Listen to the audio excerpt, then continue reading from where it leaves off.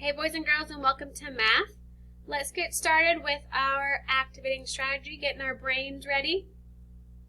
The question says, Benji says that there are 3 10s, 8 1s, and 100 marbles left in the jar. How many marbles in standard form are left in the jar? I want you to think. 3 10s, 8 1s, 100. How many are left?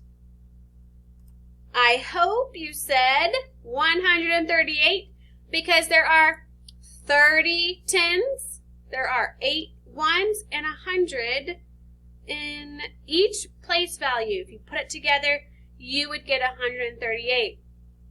Some of you might have been tricked and said 381.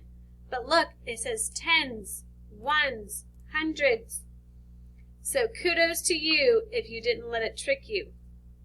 Now let's look at today's lesson. We're going to learn how to skip count.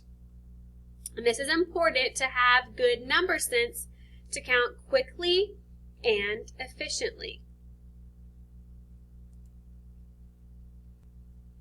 All right, so for this problem right here,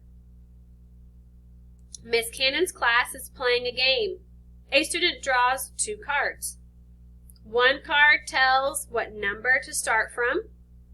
The other card tells the skip counting number. Shelley draws 110 as the number to start from, which is why you see 110 right here. She draws a skip counting number of 5, so she knows she needs to skip count by 5.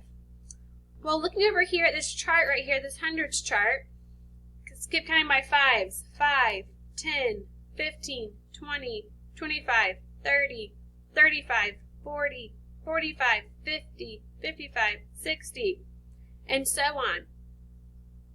If she starts at 110, 110 plus 5 more is 115, plus 5 more is 120, plus 5 more, 1, 2, 3, 4, 5 would be 125. Plus 5 more would be 130. So the missing number is 125. So we see how there's a pattern. 15, 25, 30, 10, 15, 20, 25, 30, 35, 40. It skip counts that way because you start with 5, you go up 5 is 10. Go up 5 is 15, go up 5 is 20, plus 5 more is 25, plus 5 more is 30. So how can a hundreds chart help me skip count if it doesn't go all the way past 100? Well, you just take that 100 and you add to it what you see on the board. Okay?